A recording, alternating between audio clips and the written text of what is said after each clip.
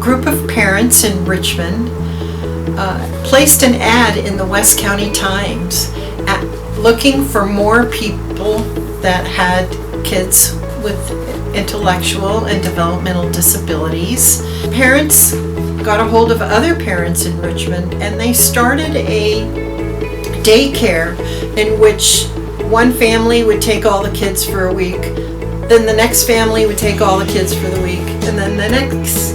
No money was exchanged. They were just helping each other out so they could at least get a little work in or get breaks from their children with disabilities that required a lot of attention. Eventually, they went for incorporation so that they could get some funds to operate a daycare, and one of the families involved didn't live in Richmond, was Ellery Langford, who had her daughter Terry with Down syndrome, and she ended up starting a daycare in Danville in a church, and then that expanded to Lens Center, and that has now expanded to Pittsburgh, about to expand to Antioch, to Concord, and expanded to Richmond.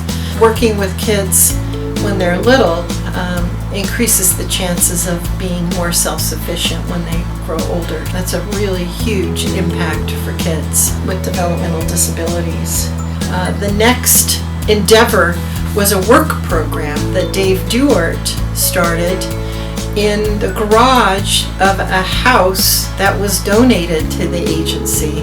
He started a gardening crew, and they would go and mow lawns and do people's yard work for pay.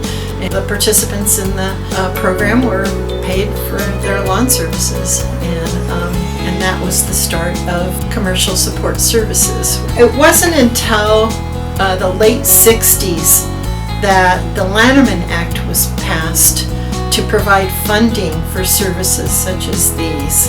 And that was a landmark piece of legislation by Frank Lanterman that really gave our agency funding to expand our services and do more with it.